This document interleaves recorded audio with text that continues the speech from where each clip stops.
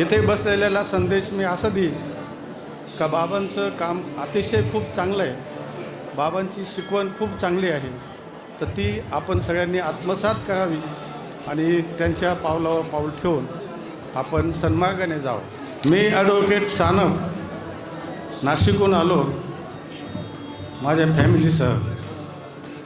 उपस्थित भाविक बंधू आणि भगिनींनो, आपण सगळ्यांनी जे संकल्प केले ते निश्चित पूर्ण होतील अशी मला निश्चित खात्री आहे।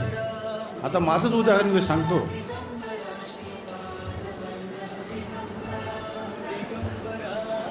ज्यावेळेला मी इथं बसलो होतो,